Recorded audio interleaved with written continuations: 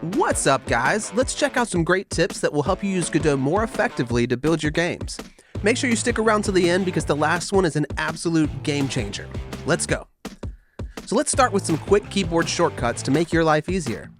In the editor, you can control-click on a function to open up the documentation and learn all about what it does. You can also press Ctrl-A to add a new node to your scene quickly and effortlessly.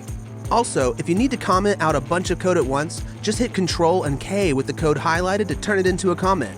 You can hit it again to uncomment the code block. Speaking of things that make the editor easier to use, you can drag a group of nodes into your script while holding Control, and Godot will automatically set up on-ready variables for you. And did you know you can do the same thing with files from the File Manager? If you need to add a pause to a script at runtime but don't want to go through the hassle of setting up a timer node, you can create a timer on the fly from within your code using a wait.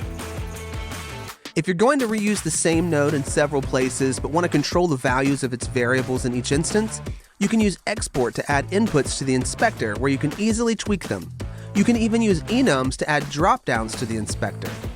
You can also use calculations when setting values in the inspector and have Godot do the math for you.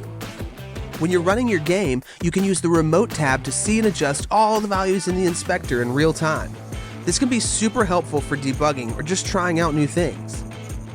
Finally, the big tip I promised you at the beginning. Use Git for version control.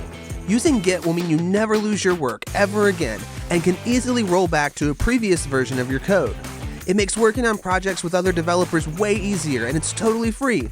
You can use GitHub if you want to make your code available to everyone, or use Bitbucket to create a free private repository that only you can see.